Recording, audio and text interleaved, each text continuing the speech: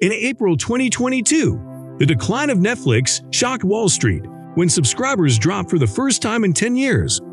Wall Street analysts were stunned when the company revealed that more customers had actually canceled the service than new ones joining. The Street had anticipated the company to announce growth of approximately 2.5 million new consumers. Instead, it revealed a global net loss of 200,000 subscribers and forecasted a further loss of 2 million subscribers over the next 3 months. Following the jaw-dropping news, Netflix's stock plummeted. Its stock price fell more than 35%, cratering its market capitalization by about $55 billion. Ouch! Fortunately, the news wasn't as bad in its next earnings release. Actually, it was much better than expected. Even though the loss of nearly 1 million customers might not normally be viewed as good news, it was significantly better than the loss of 2 million users Netflix had anticipated. Its stock jumped over 8% in after-hours trading. Despite the profitable move, the company's stock is still down 66% for the year to date. So during the first half of 2022, Netflix lost over 1.2 million customers. Is this the beginning of the end for the video streaming pioneer?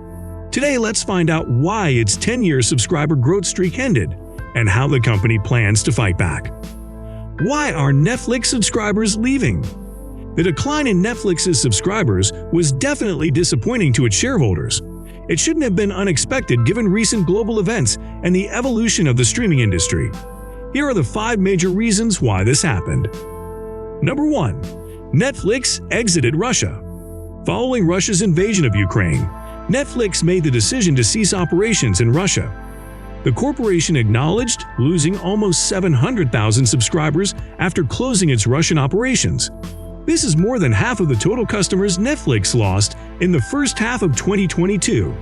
Number 2. Price increases in the US and Canada.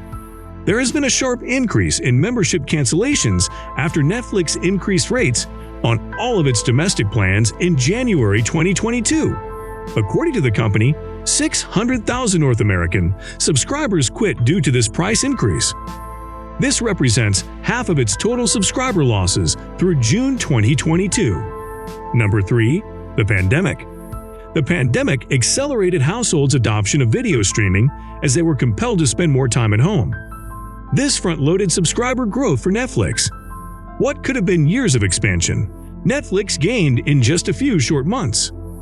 But then, like a boomerang, as restrictions eased, some customers canceled their subscriptions as they sought amusement away from home. Number 4. High inflation. The pandemic created havoc on the global supply chain. The war in Ukraine has also boosted inflation for food and energy. Consumers around the world are facing high inflation. Central banks are pursuing aggressive monetary strategies to restrain price increases. However, it's likely that these efforts will start a recession in many countries. Some households have canceled their Netflix memberships in response to rising prices elsewhere, and more may do so in the near future. Number 5. Increasing competition. The video streaming industry is becoming overcrowded. We now have Peacock, Paramount+, Disney+, Apple TV+, ESPN+, and others in addition to Netflix, Hulu, HBO Max, and Amazon Prime Video. Moreover, Netflix continues to lose content to those rivals. NBC, CBS, AMC, and other network shows have moved to other streaming services.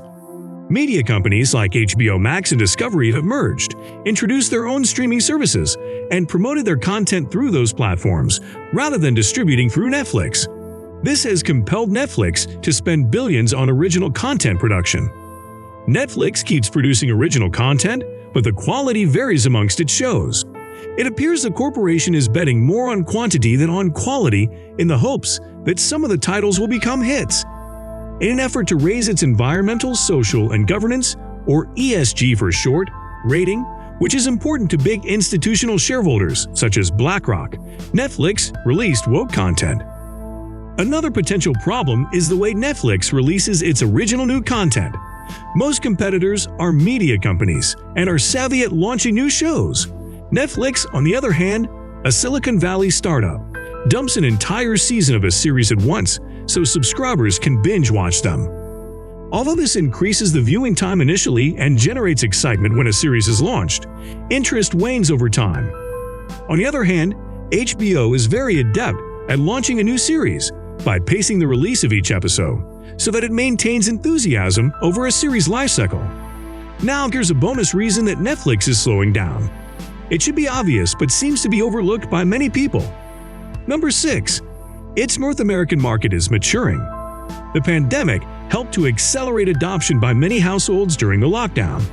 By the end of 2020, Netflix's 74 million subscribers represented more than half of all the homes in the US and Canada. Adding in another 30 million households that watch Netflix but don't pay via password sharing, Netflix's household penetration is over 70%. Besides the bump helped by the pandemic, Netflix's recent North American growth exhibits the last stage of a classic S-curve. The S-curve is different from the popular straight-line forecasts used by many business professionals. The S-curve incorporates different stages of a new product. Each stage exhibits its own growth characteristics. In the beginning of a new product or service industry, the bottom of an S-curve gives the impression that very little is happening because adoption is slow to take off. Initially, no one has heard of this new product, so it takes time to educate consumers. The first customers, or early adopters, tend to be tech-savvy and are willing to buy unproven new products. Then, if the new product or service is attractive to its target audience, as in Netflix's case, things pick up as word-of-mouth spreads. There's buzz around this new product, and it is beginning to go viral. After an inflection point is passed, growth ramps up and continues to accelerate. This growth also attracts new competitors who are keen to jump on the bandwagon. Then, all of a sudden, growth slows down dramatically. Everyone is asking, what's gone wrong? But in actuality, this stage is the natural evolution of an industry when it approaches market saturation. Netflix's 70% market share in North America is probably close to market saturation. Finally, the last stage of the S-curve is zero growth. Everyone who needs the product already has the product. Netflix is probably not in this last stage yet. Unfortunately, Netflix's management and Wall Street predicted steady and continued subscriber growth for the first half of 2022 instead of utilizing the S-curve. Was it just wishful thinking? Regardless, in hindsight, their forecasts seem laughable now. But thanks to this learning experience, all of us now have the S-curve in our business toolbox. What will Netflix do to grow again? It's time for Netflix to take additional measures to regain its growth momentum. Create a cheaper ad-supported. Tier Netflix has acknowledged that it will introduce a lower-price service tier supported by advertisements. Most streaming services, such Hulu, Peacock, and Paramount Plus, provide such plans. A more affordable plan would be a smart idea, especially in light of the large number of people who decided to stop using Netflix following its most recent price increase. Netflix is expected to launch its ad-supported tier in a small number of markets first, where advertising expenditures are already high. Management stated, over time, our goal is to develop a better-than-linear TV advertising model that is more seamless and relevant for consumers, and more efficient for our advertising partners. Microsoft, which doesn't have a streaming service of its own, will be Netflix's international advertising and sales partner. Monetizing password sharing. Account sharing has been one of the biggest problems Netflix has faced over the years. Despite the fact that it is expressly forbidden by its terms of service, many users still share their Netflix passwords with friends and family.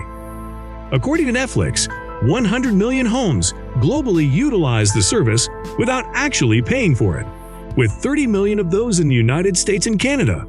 Getting additional revenue from those 100 million free riders will help to boost its financial performance. Recently, it has tested charging extra fees to allow users in some regions to share their accounts legally. In some Latin American countries, Netflix introduced a add-a-home option, which requires users to pay an additional $3 to share their memberships with other homes. It plans to launch a paid sharing offering in 2023. Entering the gaming market. Netflix is also looking for new product offerings.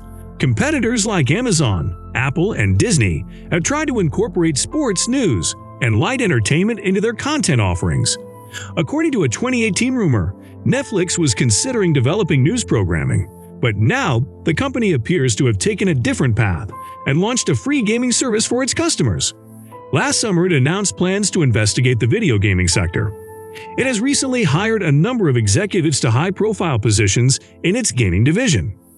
Concurrently, mobile games such as Stranger Things 1984 have been released. Aggressively grow subscribers outside of North America. Most importantly for Netflix to remain the industry leader, it must aggressively grow its overseas businesses. The days of massive subscriber growth in North America are over. Fortunately for the company, it is still in earlier stages of the S-curve in overseas markets. In 2020, it is in only a quarter of the homes in Latin America, 1/10 in EMEA, short for Europe, Middle East and Africa, and less than 5% in Asia. It will have to add local language content for each country in those regions. This will introduce operational complexity and increase costs. On top of that, revenue per user is significantly lower in Asia and Latin America versus North America. While that might seem unattractive in the short term for its bottom line, aggressive overseas expansion is essential for Netflix to retain its dominant global market position. This brings us to the end of our video. Are you a current or former Netflix subscriber? Have you heard of the S-curve before? Do you think Netflix can become a high-flying growth company again? Please comment below. Thank you for watching our video. Before you head out, don't forget to like, share, subscribe, and click the bell icon for more videos like this one. And before we sign off, here's another business video you might like.